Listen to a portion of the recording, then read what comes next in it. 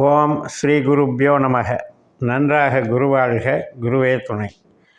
பரபிரம ருத்ரகாயத்ரி ஞானஸ்தலத்தின் நண்பர்களுக்கு வணக்கங்களும் வாழ்த்துக்களும். மகர லக்னத்திற்கு இந்த பதிவு. அக்டோபர் மாதத்தில் சூரியன் குரு தொடர்பாக ஏற்படக்கூடிய சுப விளைவு மற்றும் அசுப விளைவு.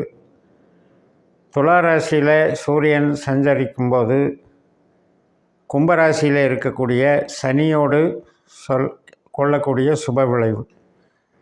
இதை சார்ந்து இந்த பதிவு நம்ம விவரம் காண்போம். இப்போ மகர லக்னத்திற்கு 9ஆம் வீட்டில் கன்னிராசியில் அஸ்த நட்சத்திரத்தில் சந்திரனுடைய நட்சத்திரத்தில் சூரியன் போயிட்டுருக்கார். பாக்கியத்தில் சூரியன், சந்திரன் நட்சத்திரத்தில் புதன் கேது சேர்ந்து இருக்கிறதுனால கேதுவனுடைய தாக்கம் சூரியனுக்கு உண்டு. கேதுவின் பிடியில் சூரியன் புதன் அப்படின்ற தலைப்பில் ஒரு 12 லக்னங்களுக்கும் பதிவுகள் போட்டிருக்கேன். அதையும் பார்த்துக்கோங்க. 10ஆம் தேதி வரைக்கும் கேதுவனுடைய அவஸ்தை நம்மளுக்கு இருக்குது. அது 9ஆம் இடத்துல இருக்குங்கும்போது அது இறையருள், நமக்கு கிடைக்கக்கூடிய ஆப்பர்ச்சுனிட்டி, நாம் பழகக்கூடிய நபர்கள், நம்முடைய உயர்கல்வி, நம்முடைய மார்க்கெட்டிங் திறமை அல்லது வெளியூர் சென்று வருதல், இது சார்ந்த வகைகளில் ஏதோ ஒரு வகையில் கேது ஒரு கலகத்தையும் குழப்பத்தையும் உண்டு பண்ணுறாரு. அதனால் அது நல்லா இல்லைங்கிறது தான் கருத்து. இப்போ நமக்கு கேது நம்ம ஜனன ஜாதகப்படி நல்ல கேதுவாக இருந்தால் அவர் கெடுக்க மாட்டார். இந்த பாவத்தில் இருக்கிற நல்ல விஷயங்களை வளர்த்து விட்டுருவார். இப்போ நான் சொன்ன மாதிரி உயர்கல்வியில் நல்லாயிருக்கும். அதுலேயும் ஸ்பிரிச்சுவாலிட்டி, சைக்காலஜி, இது மாதிரி தத்துவ ரீதியாக படிக்கிறவங்களுக்கு அது இன்னும் ப்ளஸ் பாயிண்ட்டாக இருக்கும். மருத்துவத்தில் உயர்தர மருத்துவம், இதெல்லாம் ப்ளஸ் பாயிண்ட்டாக இருக்கும். அதனால் எல்லாருக்குமே கேது கெடுக்காது. அது அவங்க ஜனன ஜாதகத்தை பொறுத்தது. 10ஆம் தேதிக்கு அப்புறம் செவ்வாயினுடைய நட்சத்திரத்தில் சித்திரை 1-2 கன்னிராசியில் சூரியன் பயணிக்கிறார் இல்லையா, அந்த சமயத்தில் குருவோடு ஒரு சுப விளைவு ஏற்படுகிறது. குரு நமக்கு 5ஆம் இடத்துல மிருகஸ்ரீஷ நட்சத்திரத்தில் செவ்வாய் நட்சத்திரத்தில் இருக்கிறனால இந்த 5-9 மிஞ்சு பலன் அப்படின்னு சொல்கிறது. நம்முடைய பிரியம்பட்ட நபர்கள், குழந்தைகள், நம்முடைய கலைகள், திறமைகள், நம்முடைய அதிர்ஷ்டம், நமக்கு இறையருள், இஷ்ட தெய்வம், இது எல்லாத்துக்குமே ப்ளஸ் பாயிண்ட்டாக இருக்குது இந்த சூரியன் குரு. அதனால் நினச்சதெல்லாம் நடக்கிற டைமு அப்படின்றது நமக்கு பொருத்தமாக இருக்கும். நம்ம மனசில் ரொம்ப நாளாக எதிர்பார்த்துட்ருக்கிற காரியம் கைகூடுறதுக்கும் வாய்ப்பு இருக்குது. தந்தை வர்க்கம், பூர்வீக சம்மந்தப்பட்ட ஆதாயங்கள் கிடைக்கிறதுக்கும், மேல் படிப்பு சம்மந்தப்பட்ட ஆதாயம் கிடைக்கிறதுக்கும், குழந்தைகள் சம்மந்தப்பட்ட படிப்புகள் மற்றும் குழந்தைகள் சம்மந்தப்பட்ட சுபகாரியங்கள், திருமணம் சம்மந்தப்பட்ட சுபகாரியங்கள், வரன் பார்க்குறது, ஒருத்தர் சந்திக்கிறது, பழக்க வழக்கங்களில் நட்பு ரீதியில் நமக்கு பிரியப்பட்டவர்களுடைய அன்பு, விசுவாசம், இது எல்லாமே நல்லாயிருக்கும். இது 17ஆம் தேதி வரைக்கும். இந்த அக்டோபர் 17ஆம் தேதி சூரியன் துளாராசிக்கு மாறுகிறார். அதிலிருந்து 23ஆம் தேதி வரைக்கும் என்ன நடக்குது அப்படின்னா, குருவோட ஒரு அசுப விளைவாக வேலை செய்கிறார். அப்போ சூரியனுக்கும் குருவுக்கும் ஒரு அசுப விளைவு நடக்கும்போது என்ன ஆகும்னா, கஷ்டம், நஷ்டம், விரயம், கடன் சம்மந்தப்பட்டது, எதிரிகள் தொல்லை, இது சார்ந்த விஷயங்களில் டார்ச்சர் கொடுக்கும்.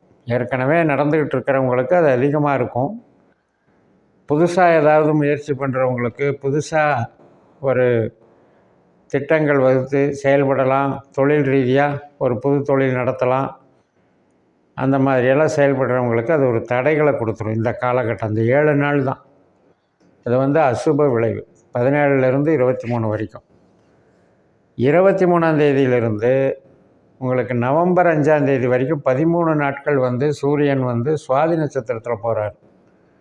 துளாராசியில் ராகுவை போல செயல்படுகிறார். நமக்கு 2ஆம் இடத்துல தனஸ்தானத்தில் கும்பராசியில் சனி ராகுனுடைய இன்னொரு நட்சத்திரமான சதய நட்சத்திரத்தில் பயணிக்கிறார். அப்போ இந்த 2ஆம் இடத்திற்கும் 10ஆம் இடத்துக்கும் ஒரு சுப விளைவு ஏற்படுகிறது. இதைத்தான் திரிகோண பார்வைன்னு டைட்டிலில் கொடுத்துருக்கேன். சூரியன் இருக்கிற இடத்துலேருந்து சனிக்கு 5ஆம் இடம், சனி இருக்கிற இடத்துலேருந்து சூரியன் 9ஆம் இடம். இந்த 5, 9ங்கிறது தான் திரிகோண கனெக்டிவிட்டி.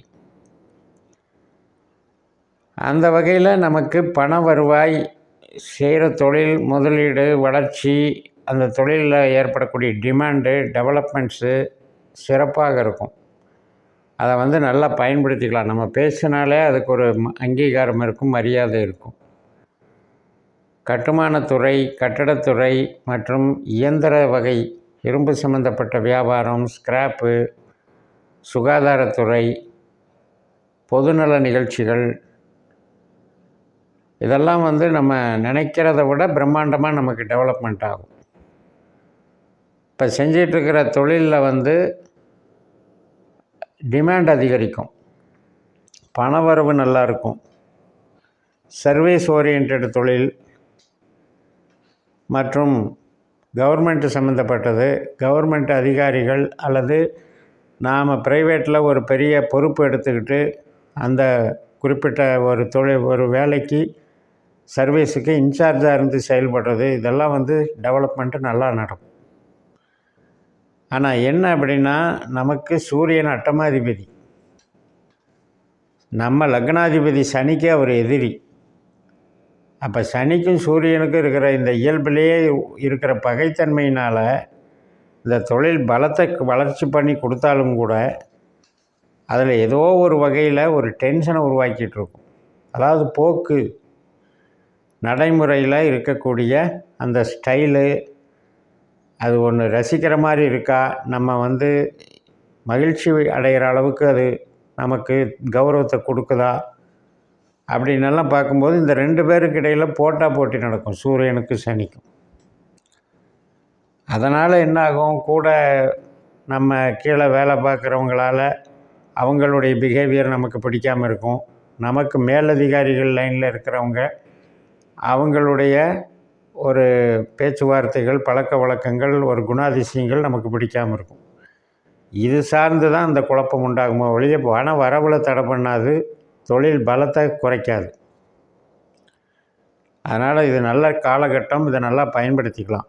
அதே நேரத்தில் உறவு சார்ந்த விஷயங்கள், அண்ணன் தம்பி உறவு, கணவன் மனைவி உறவு, குழந்தைகள் வழி உறவு, அனைத்து உறவுகள்லையுமே இது 2ஆம் இடமும் 10ஆம் இடமும் என்ன பண்ணும்னா, ஒரு தேவையில்லாத ஒரு டிஸ்டன்ஸ் மெயின்டைன் பண்ண சொல்லும்.